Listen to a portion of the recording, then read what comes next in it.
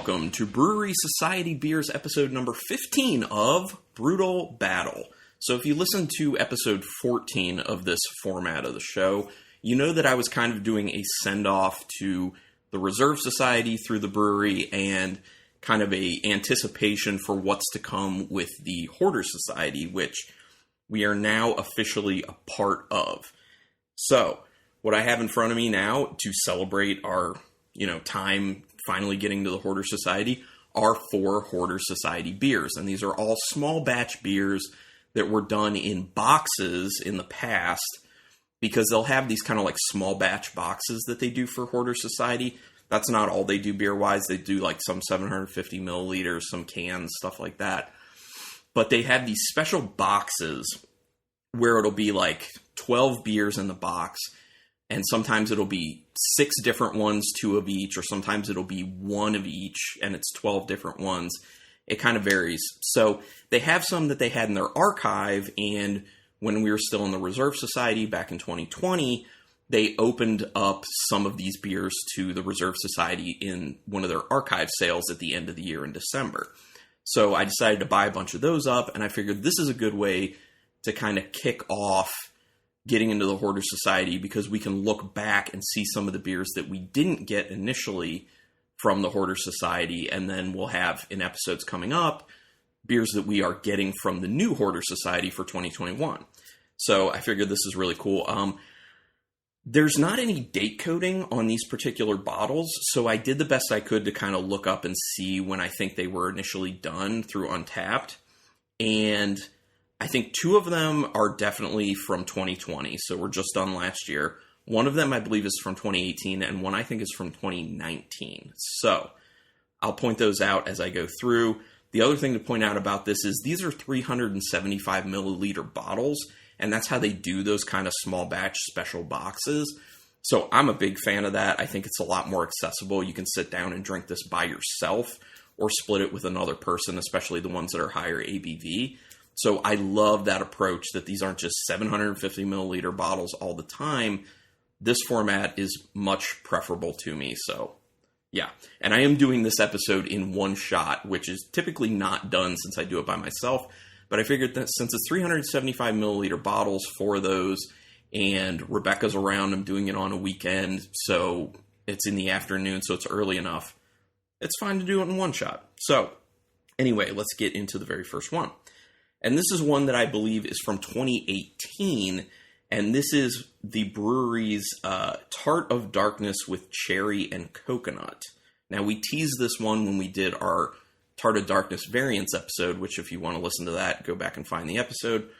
So this is Tart of Darkness with Cherry and Coconut, a sour stout aged in oak barrels with cherries and toasted coconut, has an 8.2% alcohol, which, that's nice. That's very under control as far as ABVs for the brewery go. So I'm excited about this one. Pour this in. Just do a little bit. All right. So what's it looking like? It looks like a really carbonated stout, actually. Maybe even porter, because it's not like super, super dark, but it is dark, obviously. There's a lot of carbonation to that. And that is interesting. And swirl it up. Pretty thin looking, to be honest, because it's a lower ABV. Not much of any head on it, though. It's interesting. So it kind of like carbonates like a soda. There isn't really any head retention, which is interesting. Okay, I'm going to go in and smell.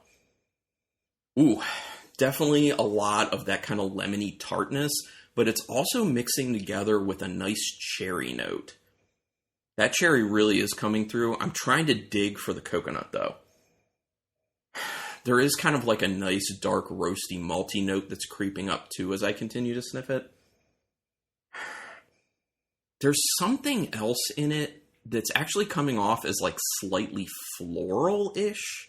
I don't know if that has something to do with the coconut playing around with other notes in the nose, but it's hard to nail down. It's interesting. I just mainly get that like lemony sourness, that kind of, darker, roasty malt, the cherry, which there is a nice amount of cherry, and I really don't feel like I can suss out that coconut. I'm really hoping that I get it in the flavor, though. So going in. Ooh, very aggressive. Well, actually not as much as I would assume, but a pretty aggressive sour kick on my first sip. Second sip, it's calming down a little bit as my palate's kind of getting more acclimated. Huh. Okay. So as far as Tart of Darknesses go, it's on the thinner end mouthfeel wise. I am getting what I was talking about with, that lemony sourness and then also the cherry that starts to come along with it.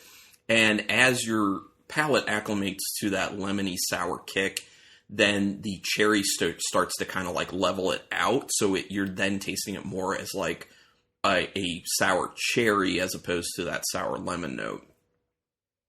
As far as the coconut goes, I do feel like I'm getting a hint of it. Now, it is more of just like a hint. I would like it to be more aggressive with the coconut in here, but it is there. Now, this is still relatively cold-ish, so I'm wondering what will happen as it warms up. I'm assuming I'll start to perceive the coconut even a little bit more, which would be really awesome. But yeah, I am actually getting some of the coconut. I am happy about that, but I just want it to be heavier on the coconut. The cherry is very nice in this. I actually kind of like that mouthfeel-wise, it's a little bit thinner than a lot of the Tart of Darknesses. It just makes it a little easier, a little more sessionable. It's good. It's tasty. Yeah, there's nothing wrong with that beer. I like that beer. I do have a feeling that it's going to have some real stiff competition from the beers to come, though. Okay, so that leads us to the second one, and this one is called Cherem Stomp, and this is one of the ones that I believe is from 2020. Pretty sure about that. Now, this one also is sour. This is from Bruery, and it is a Berlin, they say Berlin style, but it's, same as Berliner style. Berlin-style tart wheat beer fermented with cherems and aged in wine barrels with Meyer lemon zest added. And it's 5.1% alcohol, which I think are cherems a type of... Rebecca's in the room, literally. Can you look up real quick what cherems are? I think it's a type of cherry, if I'm not mistaken. I probably should have looked that up ahead of time, but I forgot. My bad. But I'm interested in this one because it's on the lighter side of... lighter side of things. A hybrid stone fruit of the cherry and plum. Okay, a hybrid stone fruit of cherry and plum, she said. So I was half right, I guess. Okay. And the way it pours, it looks a lot lighter than what we just had. Obviously, there's a decent amount of head presented on it, the way I poured it, some larger bubbles sticking around there. It's pretty orange. It's like a yellowish orange. A little bit hazy there. But you can kind of see through it. Ooh, that Meyer lemon is really there. So the sourness in there it's a little closer to like a tartness, especially in comparison to that Tart of Darkness that I just had. It's softer. You can tell that it's sour. You can tell that it's tart, but it's also soft. And I think that smell of that Meyer lemon, which is a wonderful smell, is kind of softening things at the same time. And I really like how that's at play there. Now, I also feel like I am getting a little bit of kind of like a white wine note to it, which would be coming from those wine barrels. Ooh. And it has, sometimes this happens with sour beers, it has a little bit of a pencil shaving smell, which is really weird, but a lot of times I find that doesn't really translate to the flavor. It's just kind of a smell that happens with some of the sour beers, but it's got a little bit of that going on. It smells really good. It smells relatively refreshing, actually, and just very bright and vibrant. And I love the level of that Meyer lemon that's coming through in the smell. I'm really hoping it's very present in the taste. Going in. Oh my gosh. That's just super smooth, actually, for being a sour beer. Very soft, very smooth, like I was saying in the nose. You are hit with that kind of tartness to it. It's not like sour. It's more of like a higher level of tartness. Does, build a little bit of phlegm around the edges of your tongue and the back of your throat. Yeah, that Meyer lemon flavor is there. The Meyer lemon zest. There is a little bit of a bitterness that pokes through at the end too, to let you know that it is that Meyer lemon zest to it, because you would get a little bitterness from the actual zest, as opposed to being from the actual fruit. It's tasty. I don't taste that pencil shaving that I said I was smelling on it. And cherums, it is kind of white winey, for sure. There is almost a little bit of kind of like a Chardonnay-ish note to it for that reason. I don't know if it was Chardonnay barrel specifically that was in, but it's got a little bit of that note to it, especially with kind of how it's got like a crisp snap to it. I'm trying to see if I can suss out these cherums. I can't. First of all, I've never tasted an actual cherum before. I don't really taste anything that's coming off as particularly cherry or plum in here to me. It's just fruity, and I feel like that just rolls in with the Meyer lemon. The Meyer lemon is mainly what's at play in here, and that's fine for me because it's good. It's well done. It's a nice note.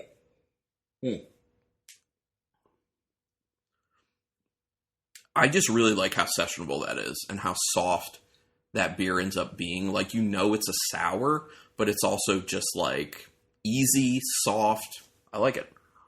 Okay, I'm going to do a quick little rinse here because I'm reusing 2 glasses at the moment. So, to move on to my next one. Now, beer number 3 is not a sour beer. We'll put this in this position to really break it up.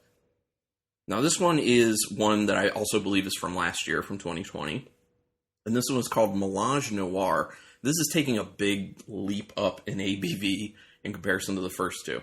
Now, Melange Noir is a barley wine style ale aged in bourbon and red wine barrels with imperial stout aged in bourbon barrels.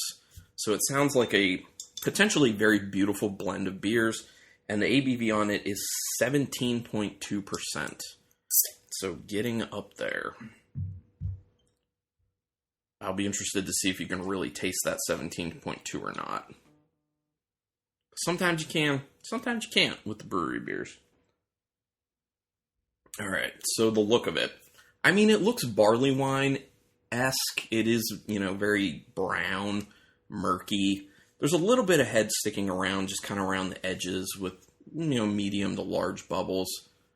Yep. You can tell it's more viscous as you swirl it up, and it's got the legs coming down the side of the glass. Definitely. All right, smell. Ooh, oh man. That is a very barley wine-esque type nose to it. Very, very, very malt driven. There's a lot of caramel at play there. Ooh, yeah, it's actually doing that thing where it's kind of like the in-between, like the mix of caramel and brown sugar. Ooh, there's a nice vanilla note as well. You can definitely smell the barrel character to it there. The bourbon actually is really coming through. I don't know about the red wine barrels, though. I'm trying to see if I can suss any of that out. But you do definitely start to really get that kind of like oaky, woody character on the nose as well. It's interesting because it's like deep, dark smells, like dark character smell-wise in the aroma. But it also smells kind of clean at the same time. It smells very good. I get a little bit of an alcohol tingle in my nose when I smell it too. It smells awesome. Really, it smells a lot like an awesome bourbon barrel-aged barley wine, basically, which I don't really remember the last time I had a bourbon barrel-aged barley wine. Going in.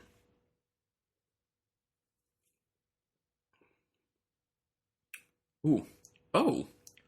Huh. Yeah, so initially, it definitely tastes just like a bourbon barrel-aged barley wine. You get that lots of like kind of a sweet maltiness to it. It's got the like I was saying, that kind of line it's walking between caramel and brown sugar. It's got some vanilla going on there. It's got a good amount of that oaky woodiness to it. You can definitely taste the bourbon to it. But then after that initial character, it transitions over to something else that I think is what's that red wine barrel-aged Imperial Stout at play. Now, I need another sip to really suss that out. Yeah. It kind of gives way to like this slight note of a chocolate hint. And then it also has this kind of nuttiness to it as well, which I find quite nice. It's kind of almost like a little bit like toasted almond on the finish. That's good. That's definitely one of those like really nice sipper kind of like drink it as a dessert after dinner type beers. That's good. And I will say 17.2%, I would not know that. It is tasting higher ABV, but I would probably peg it somewhere around like a 12% or so. This is one of these beers from the Bruery that high ABV, and it's kind of deceptive. You wouldn't really know it. But that beer is nice. It's very smooth. It's very smooth, especially for being that high in alcohol. You know, you are tasting the alcohol a little bit. You do get a little bit of that tingle from it, but it's not like a burn. So this is very nicely executed. I'm a fan of that. That beer's nice. Very nuanced. Very tasty. I'm trying to figure out as I go along like how I'm going to rank these, because this is going to be a little bit tough, I think. All right, so do a rinse on the other glass, and we'll do this final beer. All right, and here we go. The final beer, and this one is back to a sour version of a sour from the Bruery Terroir. It is Dark Rain. Now, this is a bourbon barrel-aged sour stout with black currants, cacao, and vanilla, which sounds a little bit kind of like a mixture of some of the Tart of Darkness variants that we had on a variants episode, which you should check out because it was cool. Oh, and I didn't say the ABV, did I? ABV is 10.3. So not like crazy. All right, here we go. And a bit of a pour. No. All right. Oh, this has actually a decent amount of head that presented itself on the top. It's looking kind of nice and beige on the head. It's a mixture of kind of like medium and small bubbles. It's got decent carbonation to it. Swirling it up. A little bit slow on the sides of the glass. Ooh, there is... I don't know that I'm really enjoying the smell. There are aspects of the smell that I like. Oh, and I believe this was from a 2018 batch. That's what I think. No, I'm sorry, 2019 for this one. It was 2018 for the Tart of Darkness one. 2019 for this is what I think. So there's a little bit of this kind of like umami mushroom type smell, which is what makes me a little bit hesitant about the flavor and seeing what that's going to end up being like. It's a little hard to get past that. There's like a slight leather note in there, which is interesting. And then there's also something I talked about on that Tart of Darkness variant episode, specifically with the black currant Tart of Darkness. It's got this kind of like dirty, unwashed fruit type smell, if you know what I'm talking about. Like when you have fruit that's kind of like mashed up, and it's not just the actual like juice from the fruit. It's like the skins and some of like the seeds and the sticks, that type of thing. So it smells just like a little muddy, a little dirty in a sense. It smells a little bit tart, but I mean, I could tell that this is supposed to be like a tart or sour beer, but it's not as much as I would assume it would be. It's pretty low level. Yeah, there's that kind of like mushroomy umami thing's a little weird. It's very weird. Okay, that's pretty much all I can pull out of the smell. I'm going in to taste this sucker.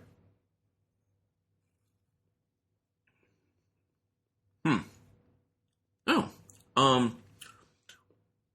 So it's got a bit of a kind of like ashy finish to it, and the black currants are definitely coming through. They're pretty in your face, which is good. I can get the vanilla in there, and I get what the cacao is doing, because there is kind of like this slight kind of bitter, dark chocolate note that's in there. So it's basically like a little bit of tartness. You get the blackcurrant first, then you get a quick hit of that kind of bitter, dark chocolate from the cacao, and then it finishes with a little bit of vanilla, and this just kind of savory finish at the end. I'm trying to suss that out. But there is this kind of like muddled, little bit dirty type finish to it. Like I said, I was getting in the smell. And there is that little bit of that leather character too that I said I was getting in the aroma. It is... So the chocolate, that cacao, as I continue to sip it, the role of the cacao is actually starting to increase a little bit.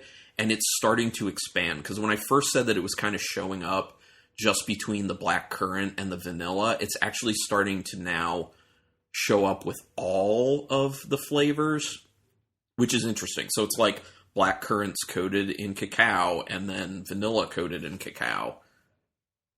I wouldn't know it's, 10.3 is what I said? 10.3%. I would not know it's 10.3%, that's for sure. Tastes more around like 7, I think. It is good. I think tasting this, though, it makes me wonder what it would be like if it was just an imperial stout, if it wasn't sour. If the sour aspect of it was taken out, you had all the same ingredients, but it was just the base beer of a just imperial stout, I think it would come off better, in my opinion, because I think the tartness from the sour stout base is playing a little oddly with the other characteristics for this particular beer. I mean, it's been pulled off better before. I do think that it kind of hits me as an actual blend of the variants of Tart of Darkness that were the black currant and then kind of the one that was the cacao nibs and raspberry, which we really didn't like the cacao nib and raspberry one, but we really liked the black currant one. It kind of seems like literally taking those two, kind of putting them together and getting something that's decent instead of getting the awesomeness of the black currant and the not awesome at allness of the cacao nibs and raspberry one. So I think people can tell where that one's going to rank for me personally, but we'll see. Okay, so that said, I know what my last one is. I'm pretty sure I know what my first one's going to be, but I'm going to, real quick, do a retaste on a little bit of this. I'm going to go back to the Tart of Darkness, the cherry coconut. Ooh, oh my gosh. Going back to that cherry coconut Tart of Darkness, when it warmed up a little bit, I got a really nice kick of the coconut up front. That was nice. I enjoy that. Oh man, I enjoy that. Like I was supposing that would probably happen, and I ended up being correct. Melange Noirs. Quite tasty. Quite tasty. Okay, and then I'm going to do a quick rinse. And I'll retaste the Cherum Stomp to figure out where that one goes, but my ranking's starting to really take shape. Okay, last on this one. This is like the odd man out, because it's just so light in comparison to the rest of them. Man, and smelling it again, that pencil shaving, like, really coming through. Okay. Okay, I got it. So, my number 4, as people probably could have guessed, is the Dark Rain, which is the bourbon barrel-aged sour stout with black currants, cacao, and vanilla. Like I said, it's kind of literally like blending together the Tart of Darkness black currants, which is really good, and the Tart of Darkness cacao and raspberries, which is not very good, and coming up with something that's just okay. So, on that one. My number 3 is going to be the Cherum Stomp. Even though this is nice, it's vibrant, it's tasty, I really like how kind of refreshing it is. That's the Berlin-style tart wheat beer fermented with cherums and aged in wine barrels with Meyer lemon zest. I really like the level of that Meyer lemon in there. And as I continue to sip on it, it starts to present more of kind of the grapiness from the wine barrels, which I like. I do feel like I'm getting a little bit of that cherry, actually, because there is a little bit of a cherry plum type thing starting to go on, too. So my number 2 is going to be the Tart of Darkness with cherry and coconut. I am quite liking this one, especially after it warmed up a little bit. That is the sour stout aged in oak barrels with cherries and toasted coconut. You are getting a very nice level of the cherries in there, and after warming up a little bit, you're getting a decent punch of the coconut, which really is playing well with the cherry and that kind of base, darker beer. So that is my number 2. And my number 1 then is the Melange Noir, which is barley wine style ale aged in bourbon and red wine barrels with imperial stout aged in bourbon barrels. You get so much. That is a very complex beer that is very tasty. Like I said, it'd be perfect as like a dessert after dinner. It tastes like a beautiful bourbon barrel aged barley wine with a twist of something extra. And that extra is that little bit of chocolatiness from the imperial stout. And that's really good. So yeah, so that is where I stand with this one. Unfortunately, I don't think any of these, in my opinion, are good enough to crack my top 10 for these. I think this Melange Noir and probably the Tart of Darkness cherry and coconut comes kind of close, but it's not going to make that top 10. So reminding everyone what the top 10 is. So number 10 overall is the Chocolate Rain from 2015, and this was consumed when it was aged in the bottle 4 years. That's a bourbon barrel aged imperial stout with cacao nibs and vanilla beans. Number 9 is Chocolate Rain, spelled R-E-I-G-N. That is a double barrel aged imperial stout with cacao nibs and vanilla beans. Number 8 is Sweet Magnolia's Black Tuesday, which is an imperial stout aged in bourbon barrels with bananas, Madagascar vanilla beans, and Nilla wafers. Surprisingly a great beer. Number 7 is Cherry Chocolate Rain, which is an imperial stout aged in rye whiskey barrels with cacao nibs, vanilla beans, and tart cherries. Number 6, Samoa Black Tuesday, imperial stout aged in bourbon barrels with toasted coconut, cacao nibs, vanilla, maple syrup, and graham cracker. Number 5 is Island Time, a sweet stout with Hawaiian sea salt and lactose with marshmallow, toasted coconut, and natural vanilla flavor. Number 4, Love at Midnight, which is Black Tuesday. Love at Midnight Black Tuesday, which is an imperial stout aged in bourbon barrels with pineapple, coconut, and vanilla beans. Number 3 is American Anthem, the ale aged in bourbon barrels with peach, apricot, cinnamon, and vanilla. Number 2 is the Pistachio Vanilla Black Tuesday, which is imperial stout aged in bourbon barrels with pistachio and vanilla beans. And number 1, man, I love this, Spicy Island Black Tuesday, an imperial stout aged in bourbon barrels with pineapple and habanero peppers. Surprisingly, not very hot at all. But yes, great episode, great way to kind of kick off the Hoarders thing. Hopefully there are even bigger, better, more interesting and crazy Hoarders beers coming to these episodes. I'm excited for it. I hope you guys all are excited for it. But do us a quick favor, rate us and review us on whatever podcatcher you use. iTunes is really great if you can do a rating and review for us there. You can find all our back episodes at brutalbattle.com or by searching Brutal Battle on archive.org. Also, we have an Instagram. It's Brutal Battle Podcast. Check that out. And word of mouth is a big thing. Just let people know about the podcast and let's grow the community here. But regardless, thank you everyone for checking this episode out. And until next time, keep it brutal. I feel so